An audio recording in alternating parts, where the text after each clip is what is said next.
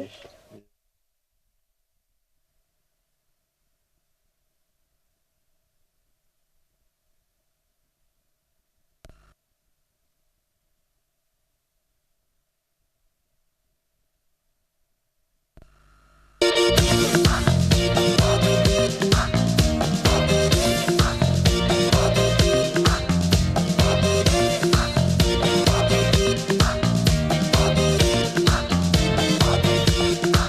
Well, Joanna, she runs a country. She runs in Durban and the Transvaal. She makes a few of her people happy. Oh, she don't care about the rest at all. She's got a system they call apartheid. It keeps a brother in a subjection. But maybe pressure will make Joanna see how everybody could live as one. Oh, give me hope, Joanna. Hope, Joanna, give me hope. Joanna, for the morning come. And give me hope, Joanna. Hope, Joanna. Hope before the morning come. I hear she makes all the golden money.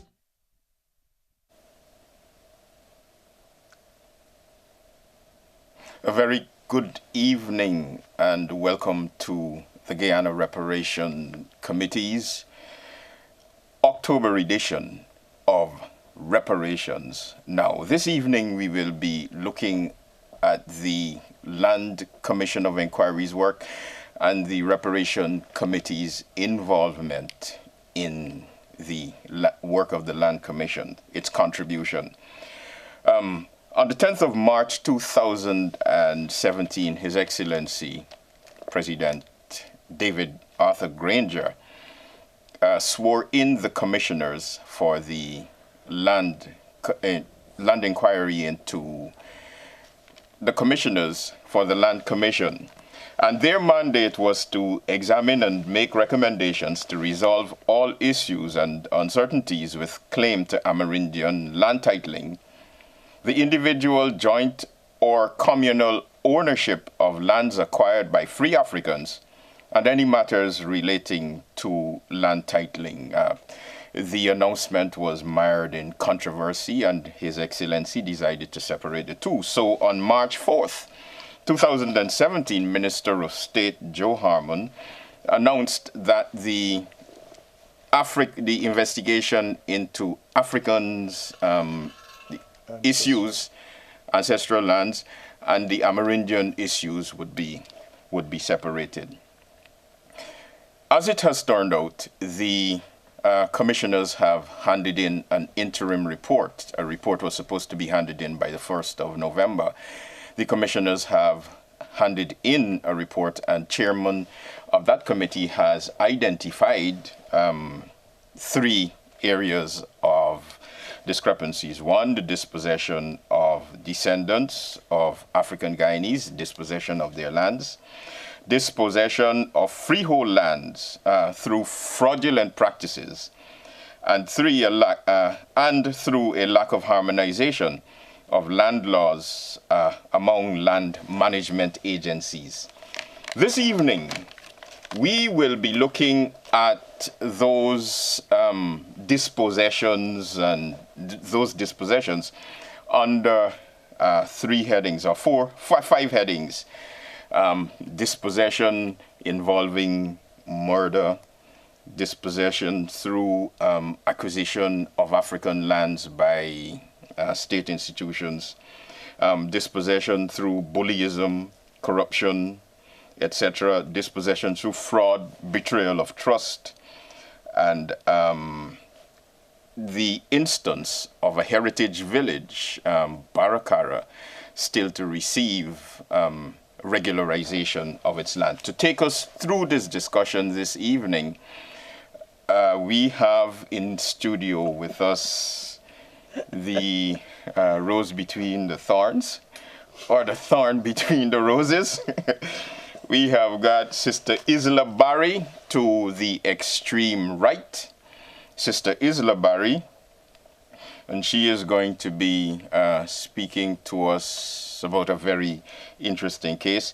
And then we have Brother Kenneth Hamer the young man in the middle of the two young ladies, and then to the extreme left, we have our sister Penda Guyan.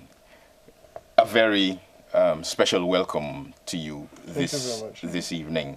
Thank you. The committee has insisted that I be the fourth person of the panel and moderator, and so I have to confirm with the wishes of the committee. And I would like to point out that I appeared before the Land Commission, and there I presented on behalf of my great-grandmother, Elizabeth Fraser. I presented a case, and the case was a two-part. It rested on two bits of evidence. One, oral tradition, and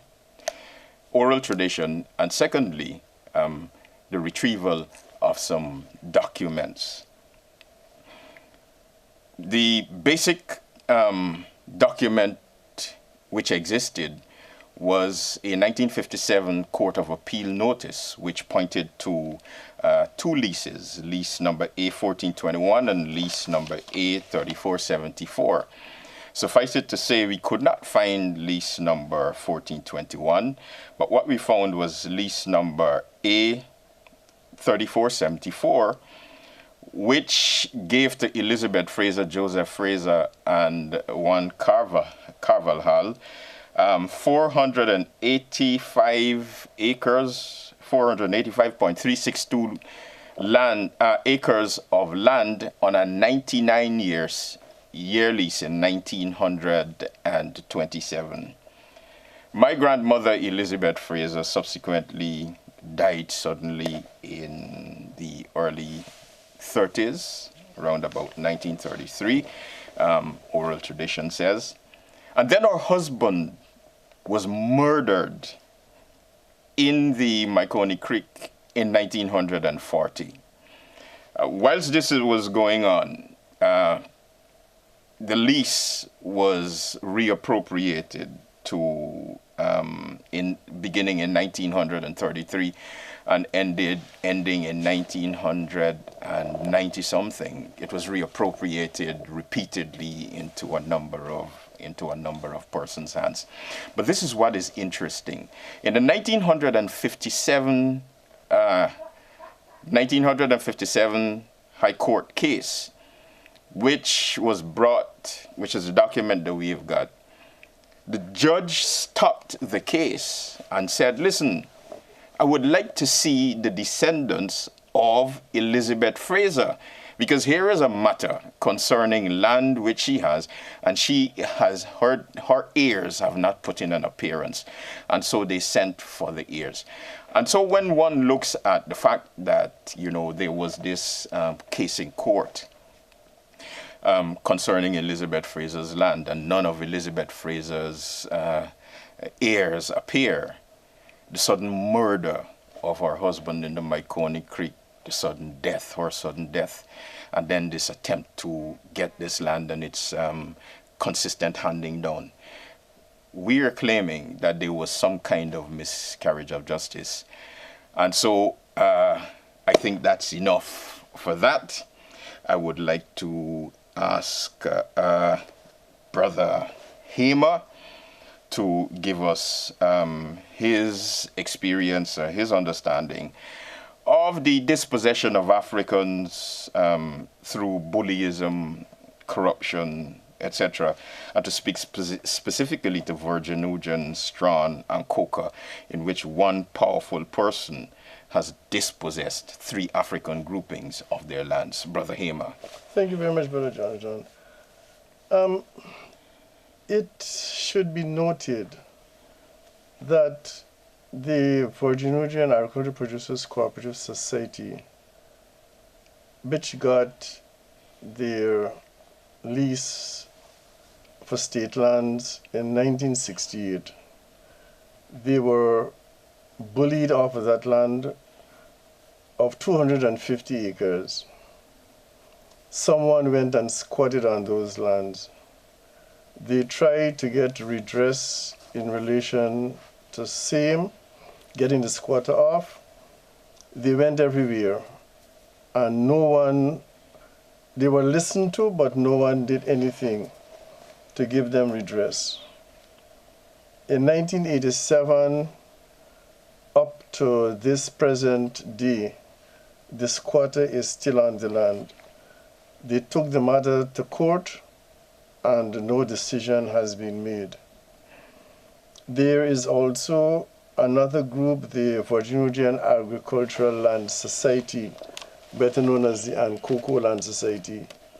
They too obtained state land lease in 1968 for 600 acres of land. The same individual went and squatted on that land.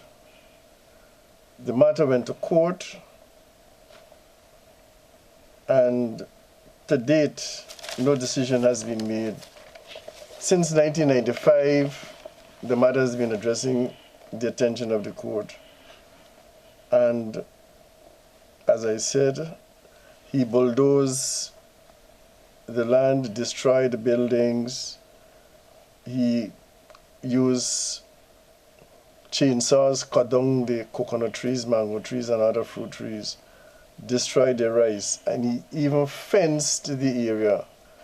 So going within that area, you'll be trespassing.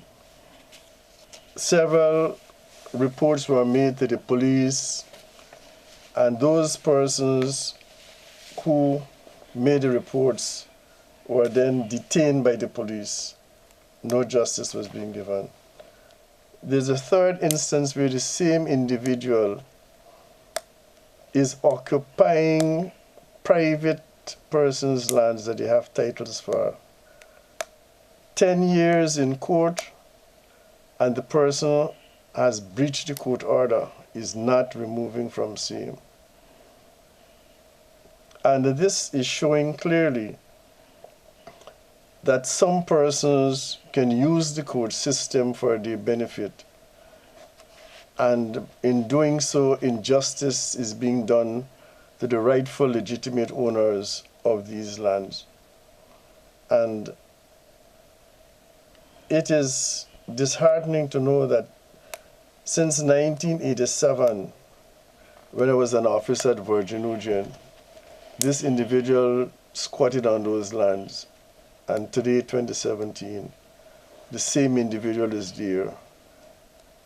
And the persons who got lease from lands and surveys are unable to occupy, unable to reap any of the produce that they had planted on same. Is it the same as the Strawn issue?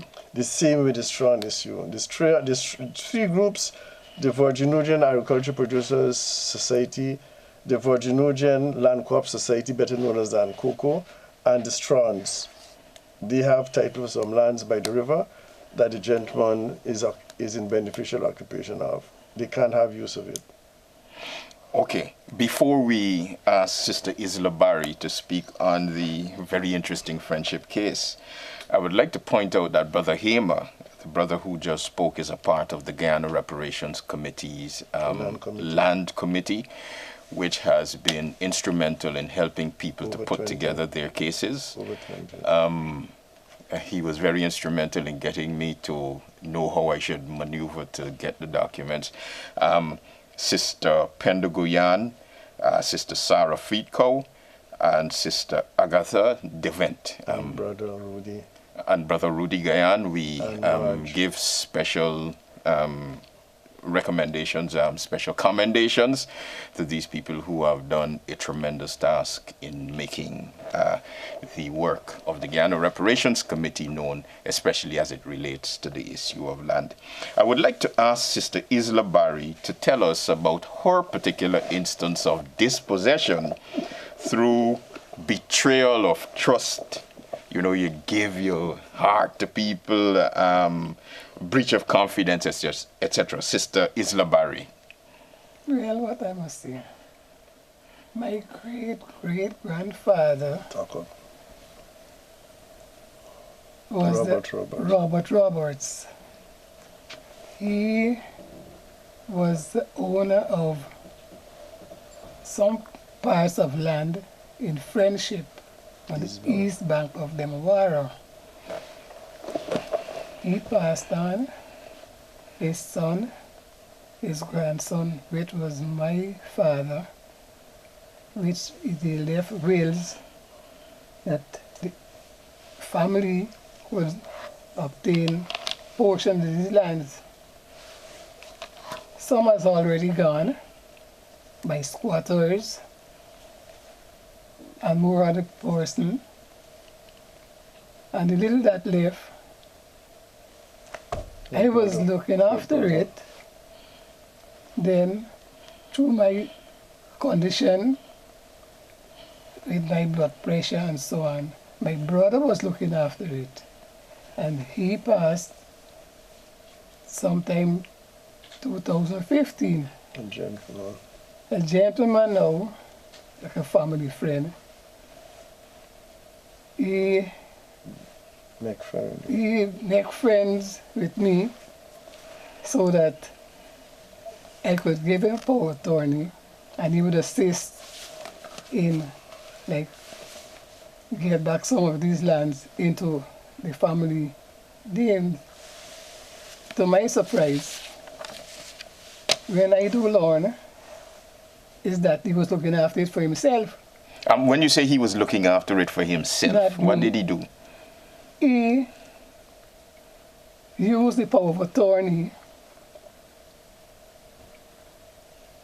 bought the land, and sell the land to himself and son and his committee.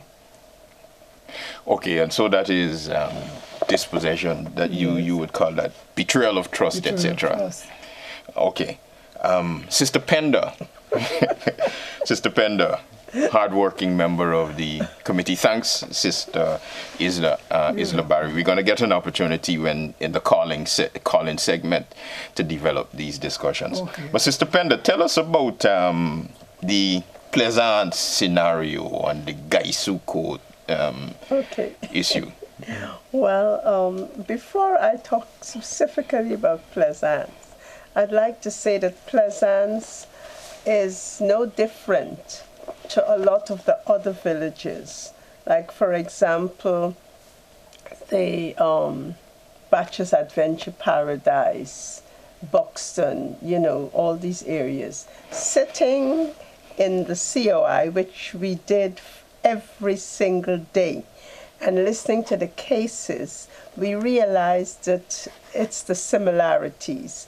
And what has happened to Plaisance is that the plots of lands that were purchased, or house plots, so to speak, they ran from what we call watermark, which is the ocean, to watermark, which is the creeks at the back.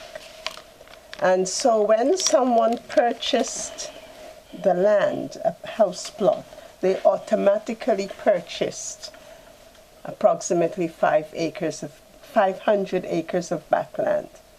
Yes, it was that many in the case of Plaisance, right? All the way through. Seriously. And so what happened is the villagers would go down there, they would plant their permanent crops, cash crops. You know, they even planted cane, which they sold to the estate. But over the period of time, what happened is that with the advent of Gaisuko and these companies, what happened is that the main bridge that took you from the one area over into the backland, that bridge was destroyed. They could no longer have access. You know, they would either use the bridge to go, and then they have their boats that they would go across and so on. But the lands being taken, they no longer have access to plant and to reap, etc. So this became a bone of contention because it prevented their livelihood, so to speak. And the canal, which was a main source of water, that canal water came back up into Prince William Street, where people used that water for cooking, bathing, everything. That eventually dried up. So they could no longer get across. They no longer had the water. So it created an entire disturbance with the village as far as their natural resources were concerned. Now what has happened is they were so happy to learn of the COI because the claim is we want our lands back. This is the time when everyone is talking about the green economy, feeding ourselves and everything. How can we do it when we have no land? How can we earn from the land when it's not available? So one of the things that we're asking for Plaisance is that the lands be given back, but it be given back in the condition that it was taken. That is, it's all bush. It's no point giving land that you cannot use. So we need land that's graded. We need the canal to be redug so that it can have water, that you can use the waters they did for irrigation, etc. So that is the beef, and that is not only in Plaisance. This happened all throughout West Coast Berbice. I mean, we've had people coming from Seafield, from Litchfield, from, as I said earlier, Batches Adventure Paradise, and they're all saying the same thing. Our backlands were taken, we need it back. So that essentially, would you argue that the president has been vindicated in establishing this commission? Oh, yes. Most certainly. Oh, definitely. I mean, we've had people, I shouldn't say it, but I hope I can. We've had one person who came in there and he said, look, we were given lands. These lands were taken away. They were taken under pretenses that they're going to use it for drainage and irrigation. Next thing we know, it's being sold to other persons. He said, but thank God Uncle David came up with the COI. Uncle David? Okay. That's an interesting way to describe His Excellency. Let's come back to Brother Hamer. Brother Hamer, I'd like you to talk about the MMA, if you can, and I would also like you to talk about Baracara. MMA, the Mahaika Myconia Bari Agricultural Development Authority. When that authority was established by the then and Fort Sampson Burnham, then president, it was to mirror the UNVOAC land development scheme, which formed part of MMA. Basically for them to function as a drainage and irrigation, to supply drainage and irrigation to all the lands that were not cultivable, put them under cultivation with adequate water and adequate drainage. But at this point in time, MMA is operating as a landlord, taking controls not only of the state land but also of ancestral lands throughout the West Coast Berbice. And that is a serious bone of contention at this point in time. And I think that the advent of the Lands Commission of Inquiry is going to give an opportunity for those aggrieved persons on West Coast Berbice to air their concerns and hope that they can get some form of redress. In relation to Baracara, Baracara is a community located in the Kanji Creek. It is not a unique community in the Kanji Creek. Baracara can be said to be originally a Maroon community. By that I mean that the enslaved Africans freed themselves from the tyranny they experienced and underwent on the plantations, Magdalene and Berg, where you had the 1763 uprising. And that speaks volumes. They free themselves by moving away from the estates and establishing themselves in the areas along the Kanji Creek. Barakara is located both on the left and the right banks of the Kanji Creek. It has about 80 families. It's about 95% of Africans. 60% of the population you find youths.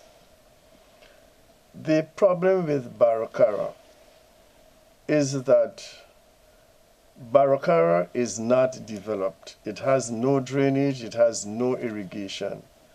Basic facilities are non-existent. They're using the creek water for everything. The important thing is that you have, when I visited there, my first visit there, I was fortunate to experience the drains and the beds that the Maroons had prepared are still there in existence.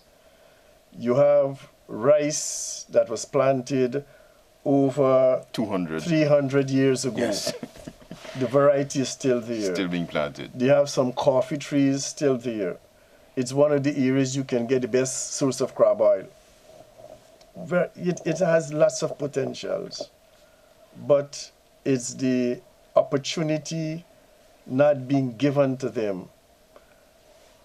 It was a very productive agriculture community, but with the advent of the destruction of the main transport, the launch, there's nowhere to take the produce.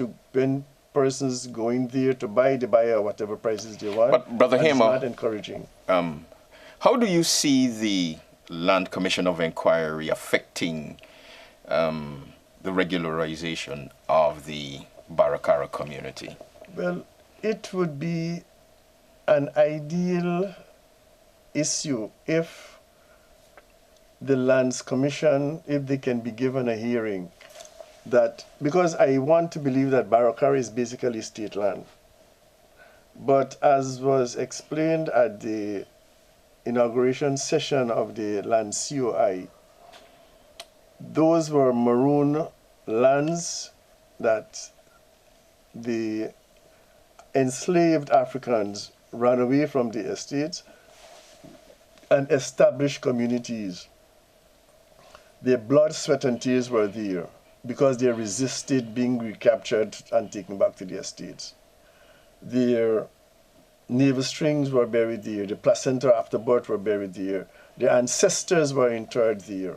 So how can you move them and tell them that it doesn't belong to them after 300 years, when the law requires 12 years continuous, beneficial, undisturbed occupation to get prescription? Therefore, 300 years, they should be given it without hesitation. Okay. Thank you very much for that expose. I would like, between yourself and Sister Pender, to deal with the, give the audience additional information on how they can contact the Guyana Reparations Committee, Land Committee, just in case they got issues and they did not understand the significance, the importance, and the role that could be played.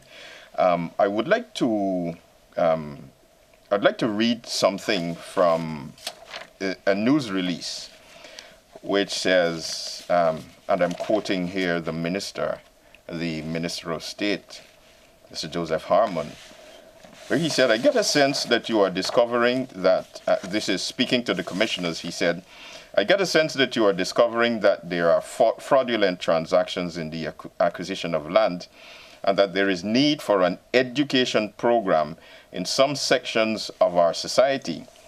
And these are things that have to be followed up after the commission's work. Yes. The commission has asked for an extension of its work. And I agree with that. We are going to continue our work.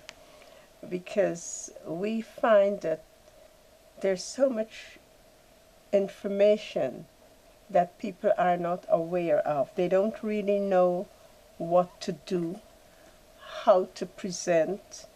And it's true, lack of education as far as land issues are concerned. So we are going to continue this Reparation Land Committee. We will be continuing working along these lines, trying to educate people with the help of who I call land specialist, Brother Emma. We're going to continue working. As a matter of fact, we are hoping, and I hope he will tell you the date, to be in Essequibo later next month. We're hoping to be in Essequibo next month, where we're going to spend 3 days. And the purpose of this is to have people in the Pomeroon and the Essequibo coast come meet with us and bring their questions, whatever questions they have concerning land, all the issues, so that we can help them to sift through, you know, the puzzles to these things. But before I turn it over to Brother Aim, I want to say that there's still a lot of cases that are pending right now. We are hoping that this COI for ancestral lands will be extended a little more, because there's so many cases that the commissions have not been able to touch. But the Amerindian segment of the inquiry is slated to begin soon. Yeah. Okay, I think that the Land Committee is supposed to be, the Guyana Reparations Committee Land Yes. Committee is supposed to be in Queenstown and Dartmouth. Yes. Between the 12th and 14th of November. That's Is that correct, Brother Hema? Yes, it is. Okay, so Queenstown people, I would like Essequibo people and Pomeroon people, look out for the Guyana Reparations Committee being in the Essequibo district between the 12th and the 14th of November. You know, Sister Penda, what you forgot to mention was how people can get in contact with you. Oh, yes. Just a minute. This is why it is important. There was a young lady who, the day that I presented, she went there and she made a presentation on a disputed, a piece of disputed, let us say, residential property. Yes. So that if you got a dispute even with your residential property, you can bring it Yes. to the Land Commission. Yes, that is correct. All right. So That is correct. these telephone numbers are absolutely important Yes, for yes. persons, You can anybody who got a land Yes. issue. 218, sorry. Even before Sister Penda does that, we submitted over 20 matters to the Land COI. It was all voluntary work, and we are hoping to restart that process sometime in the new month. Excellent. Right? We are located at the Ministry of Communities building annex in Camp Street, next to St. Margaret's School. And you can call us on the numbers that Sister Penda would give you, and we would schedule a day for you to come in and for us to put your case together, provided you have your documentation. Okay, before Sister Penda speaks, I would like to alert the audience that we'll be having a call-in session. We'll alert you as to when the lines will be open. Sister Penda, Yes. I'd like you to give the audience Yes, this yes, vital sure, information. yes. Contact. Yes, you can reach us at 218-0151. Let me go slowly. 218-0151. Now that's an answering machine. If we're not there, the machine will come on. Please, please leave a message. Leave your name, leave a number, and do so slowly so that we can respond to that call. We do not want to miss anyone. And then you can also reach us on 661-2884, 661-2884, And the other number, do you have that? 657-0756. So go over those three numbers, please. Okay. 218 218-0151 661-2884 657-0756. Thank you very much, Sister Penda. If I may, in addition to our visit to the Essequibo Coast, we will be visiting West Coast Berbice also. The date has not yet been fixed. After returning from Essequibo, we'll come to West Coast Berbice during November and December, probably 6 days, depending on how fortunate we are in providing voluntary service. Just before we go to the break, where we get some information to give you by way of ads, would you recommend an extension of the establishment or the institutionalization of a commission of inquiry into African ancestral land issues? Without hesitation. Of course. That has been long overdue. Praise and thanks to the wisdom of His Excellency, President David Arthur Granger, to have created this. And yes, we know that you're saying that it was long overdue, etc., but what are your reasons for supporting the call for the extension of the life? Simply because the common thread throughout the country is that persons have been using this court system to deprive inheritors of ancestral lands of their legitimate land ownership, have been depriving persons of their state lands, 99 years lease, which is something as nearly as good as a transport. But because it's state land, they can't give title to it. They give you permanent title, transport, or surrogate of title. They give a 99-year lease, which is nearly as a transport. Sister, I noticed Sister Isla Barry wanted to say something. Sister Isla, you said true.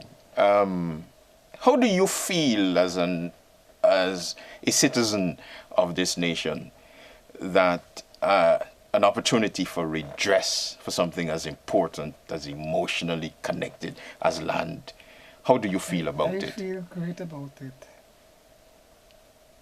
I feel that is a stepping stone. A stepping stone to? Yes, to at least the ancestors' land. Okay, Sister Penda, lady, a few words. Yes, Sister Penda. I feel like Brother Aymer. I think that we need to set up a permanent commission of inquiry. The reason being that, as quoting from Dr. Kimani Nehusi, we have humanized the lands in that they're lands that were there. And it is an African tradition that came down not just from the continent, but as far back as Egypt, which is part of that, right? And we go according, for us, land acquisition comes from generation to generation to generation. And as Brother said, wherever we were born there, our navel string buried there, etc., etc. And we see that as land belonging to us. However, as far as the justice system is concerned, they don't see ownership as coming down that way. They saw it as something that you must have a valid transport or something pertaining to that. But for us, it's the land that we have acquired, that we have worked on, that we have built over the years. I mean, you have situations where land has been in possession for one family for over 100 and something years, you know. Like in your instance, your great-great-grandmother, and it came all the way down. So how is someone now going to sit and tell you that that isn't your land? You know, there was a conference in Jamaica in which the Guyana Reparations Commission is attempting to relocate the reparations narrative to one of developmental issues. And what essentially came out of that conference is that the impoverishment of African people has been a result of the abuse of their ownership of land. Precisely. Land grabs and etc., extraction of wealth. But we're not going to deal with that now. That is going to come up in next month. The Thursday evenings, the 4th Thursday evenings of November. I think the time is not settled. It may be at 9 o'clock. We're going to be bringing to you that bundle of information from that conference in Jamaica. And on those few words, we go to the break. And then when we come back, we will be taking calls. So it's to the break.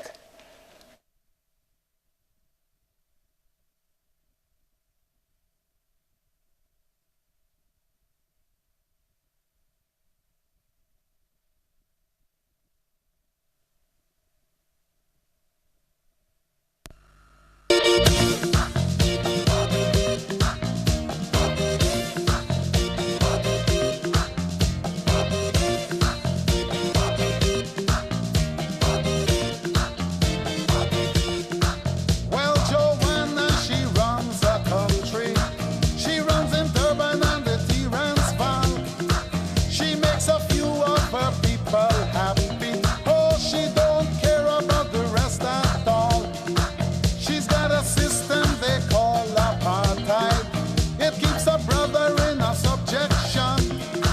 But maybe pressure will make Joanna see how everybody could live as one. Oh, give me hope, Joanna. Hope, Joanna, give me hope. Joanna, for the morning come. And give me hope, Joanna. Hope, Joanna. Hope before the morning come. I hear she makes all the golden money to buy new weapons any shape of guns.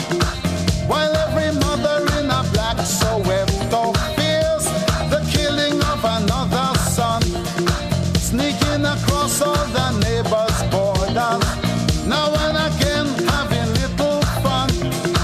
She doesn't care if the fun and game she play is dangerous to everyone. Oh, give me hope, Joanna, give me hope, Joanna, give me hope.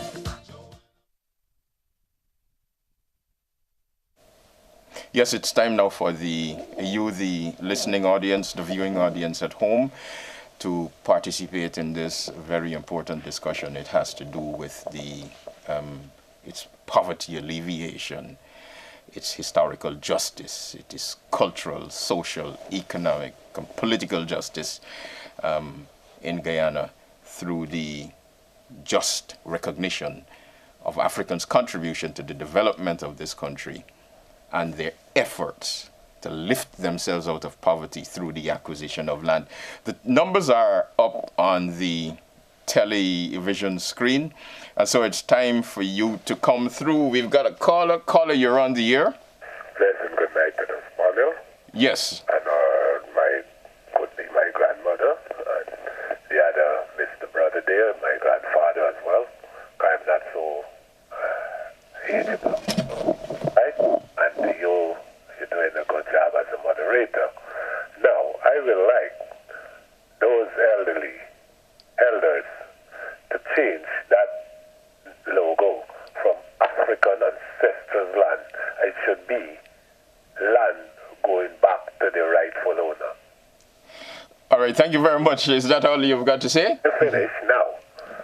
Now, these lands that we spoke about, because will you find that Africans are the black man that came here as slave and worked their head out for these lands, and then some of them sell it and give the Indian counterparts because they want money.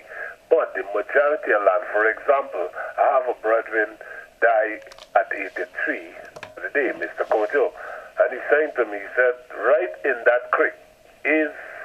Which creek? Which creek? Somebody went and fight World War, and they have almost acre lands in that creek, and eventually, subsequently, that land has diminished amongst other people. And you know, this history need to be sorted out. Which creek are you talking about, my brother? Pardon me? Which creek are you talking about? Creek. Mahika Creek? Yeah. All right, thank you very much for your comments. But the brother died, so I cannot get all the rest of far. But the brother I used to like to speak with him because what? He's so talented and he's so brilliant, you know, and he gave me a lot of information about because caller, because so it's need to, for example, open all these places. I really want to know who is the rightful owner. Suppose they say Burnham take it from this body and Burnham. It's slave, but it's slave work on those plantations. caller, just a minute, because we got some other callers lined up to come through. We got your point. What we would like That's you why I to used to mention who, because Mr. John Bill brought some Indians from out at Michael Creek, and they chopped down all the coconut tree, and now we murmuring the one dry coconut for cook. We cheaper as you could find a dry coconut more in America, England, and Canada, and cheaper than Guyana because we did. Caller, just a minute. We have to move on. Thank you very much for the comment. What I would like to suggest that you do is the numbers that we gave out, 218-0151-661, 2884-657. I'm going to ask Mr. Pender to repeat them. Have them call, yes, and come in and let us push the process forward. Thank you very much. Thank you. Caller, you're on the air.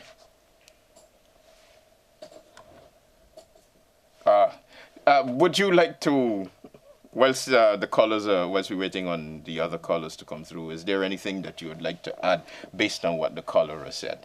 Okay, just a minute. Caller, you're on the air. Yes, a very good night to you and the panel. Yes, a very good evening to you. I know this is African ancestors' land. Yes. If an Indian person have a problem with their land, could they deal with it there too? Sister Pender. Yes. Brother Hema. Most certainly. Okay. It's a long story. I have Miss Pender's number. I'm going to call her Okay then, thank you very much. Most welcome. now because I know a lot of persons want to get through. Most welcome. Thank you very much and good night. Same to you. All right, thank you very much and good evening. Caller, good evening.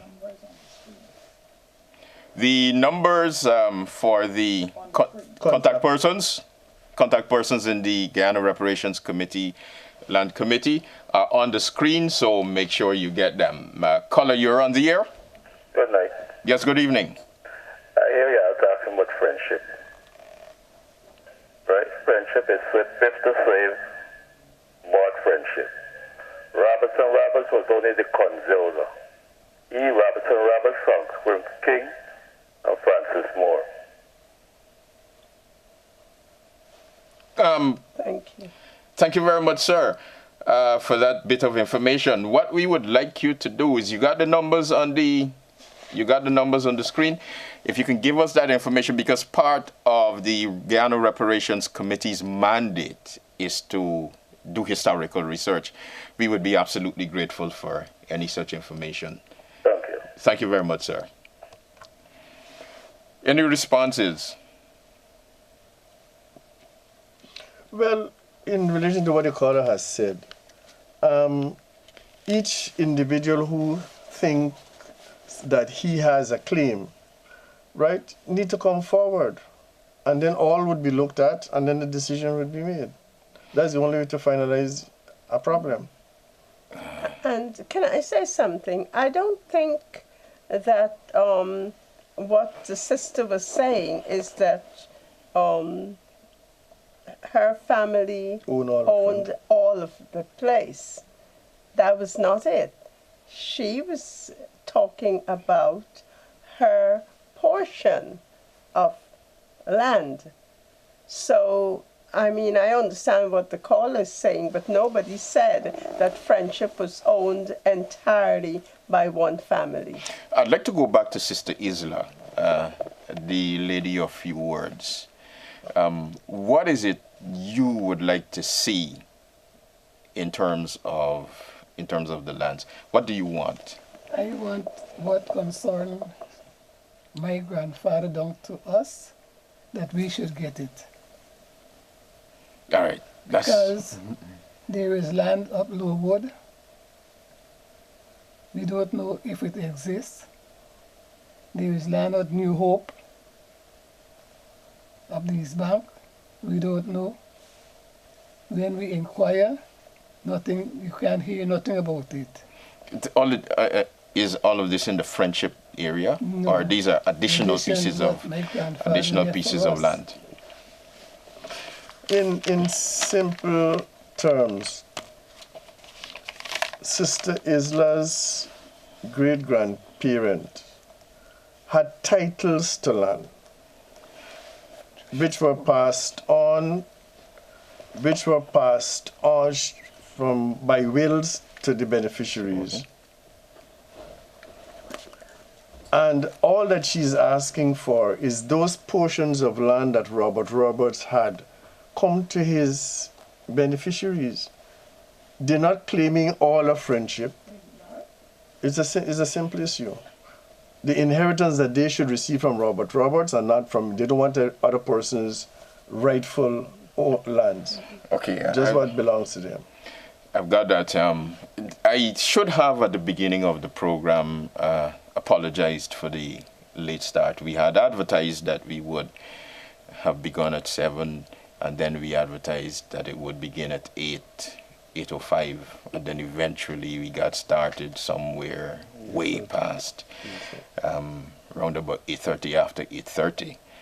And so in making that apology, say once again that the lines are open and that we are entertaining calls. Whilst we are waiting for those callers to come through, Sister Pender, you virtually lived at the hearings. Yes. Tell us about some of your experiences, some of the things that came out that were interesting. Some of the things that came out at the hearing are things like people were there because of being displaced from their lands. Sister Pender, caller, can you hold a minute, please? As soon as Sister Pender is finished speaking, we'll take you. Yes. Some of the people were displaced from their lands by fraud. Some because they didn't understand the system. Some because their very lawyers, the very legal system, sold them out. It was, no, I'm serious. Okay, caller, can you come in, please? Yeah.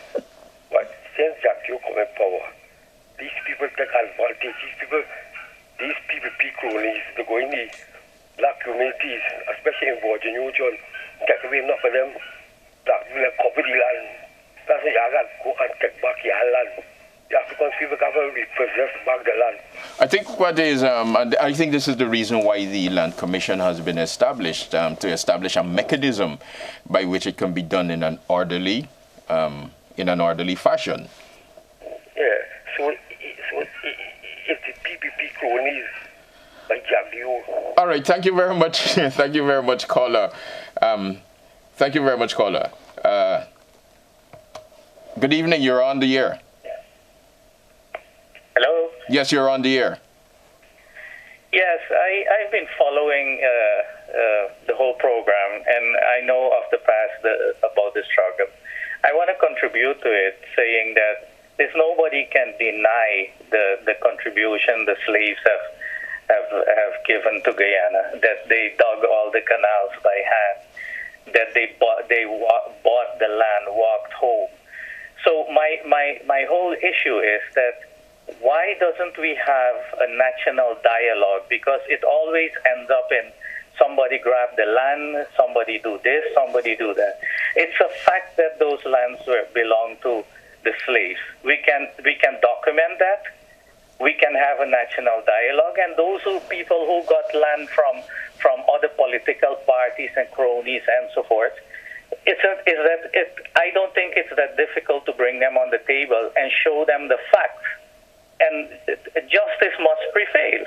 Thank you very much, caller. Sister Penda, how do you respond to the call for a national dialogue?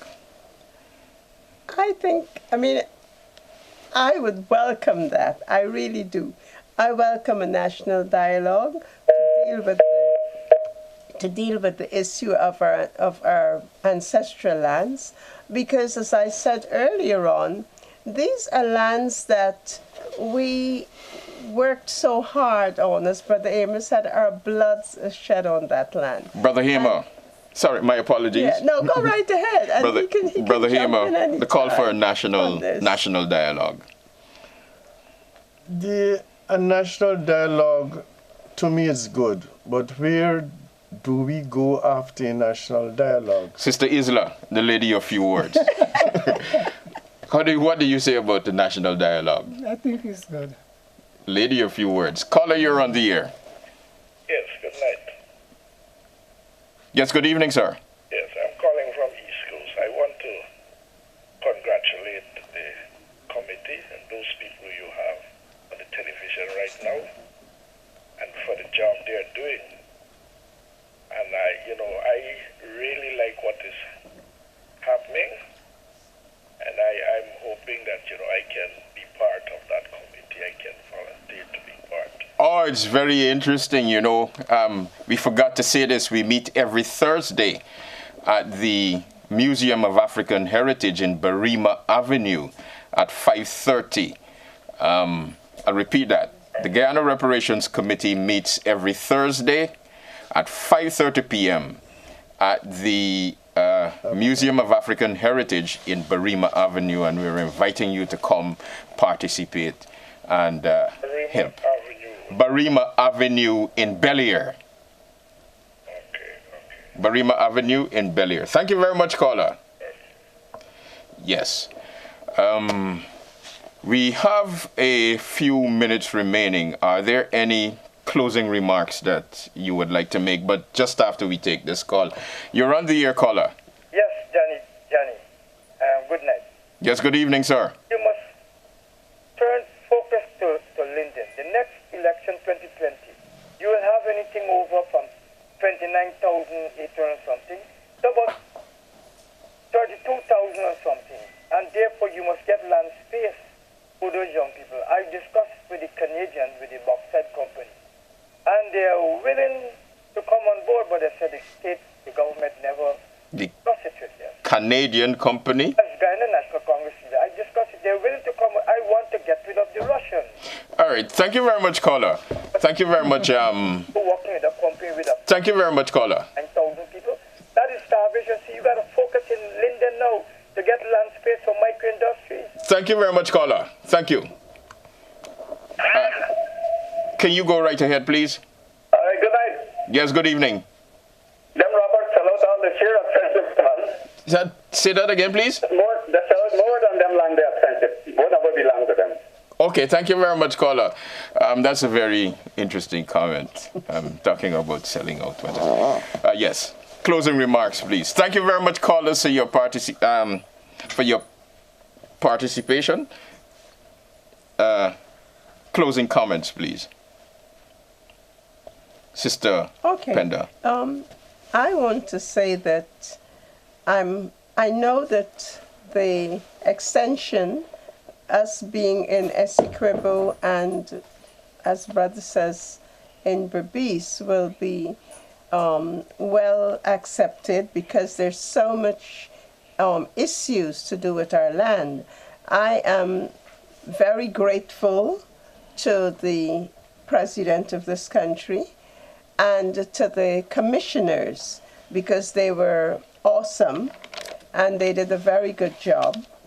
And I'm hoping that sometime in the near future, we may be able to continue such a process. And I want to thank the Reparations Committee for allowing us to be a part of that. It would be remiss of us not to point out that November 4th, coming up sometime next week, is November 7th village is the day on which our ancestors purchased Victoria, the first communal village. Yes. Which was that is absolutely correct. And so we've got to keep our eye out on that. Brother Hema, Sister Isla.